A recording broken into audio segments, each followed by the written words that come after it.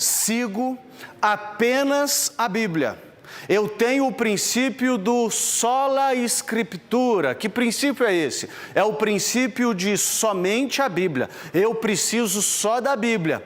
Enquanto que os católicos, eu não era católico na época que eu pensava isso, enquanto que os católicos seguem as tradições humanas, seguem a orientação de um grupo de burocrata lá em Roma. Hoje, eu descobri que isso não faz muito sentido. Isso não faz muito sentido, por várias razões, e eu quero conversar com vocês no primeiro bloco desse programa sobre essas razões. E a primeira que eu quero citar é a seguinte: você já percebeu, ao ler a sua Bíblia, que não existe em lugar nenhum da Bíblia uma indicação acerca de quais livros devem pertencer à Bíblia? Você já reparou nisso? Você pega a carta de São Paulo aos Romanos, você pega a primeira epístola de São Pedro, ou nem o livro de Apocalipse de São João, que é o último livro que foi escrito no Novo Testamento. Em nenhum momento você vê lá a lista, olha, esse livro devem pertencer ao Novo Testamento. Quem que definiu quais livros deveriam estar na Bíblia? É isso mesmo. A Santa Igreja Católica. O que eu estou dizendo, queridos, é que se não fosse a Igreja Católica, nós nem ao menos saberíamos quais livros devem estar na Bíblia e quais livros não devem estar na Bíblia. Eduardo, mas a Igreja sempre soube, não? Nem sempre. Nem sempre. Eu até concordaria com você ao dizer que existe alguns livros do Novo Testamento que era de aceitação ampla e geral. Nunca o Evangelho de São Lucas foi debatido, nunca o livro de Atos dos Apóstolos foi debatido, mas foi uma verdadeira guerra intelectual ao longo de séculos, porque alguns grupos queriam menos livros na Bíblia, outros grupos queriam mais livros na Bíblia, e alguns livros quase não entram na Bíblia. Por exemplo, a Epístola aos Hebreus quase que não entra. Eu já citei aqui, mas o Apocalipse de São João quase não entra.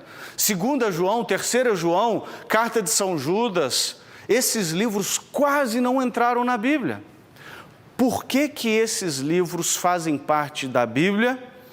Porque uma autoridade externa à Bíblia disse: esses livros são canônicos, esses livros são inspirados pelo Santo Espírito de Deus. Então essa foi uma primeira coisa que me chamou a atenção. Se não fosse uma autoridade externa à própria Bíblia, nós nem mesmo teríamos o que os teólogos chamam de cânon da Bíblia. Cânon são os livros que compõem a Bíblia. Mas teve uma outra coisa que eu percebi também, e eu digo isso com muito carinho, com muito respeito, mas com muita realidade também. Sabe o que foi que eu percebi?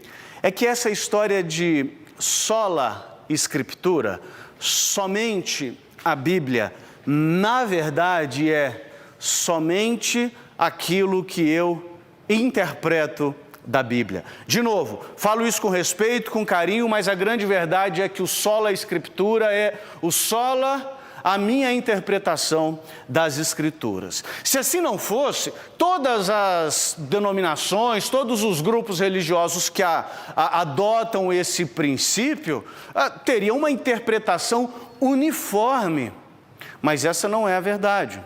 Existem grandes e sérias discordâncias sobre assuntos capitais.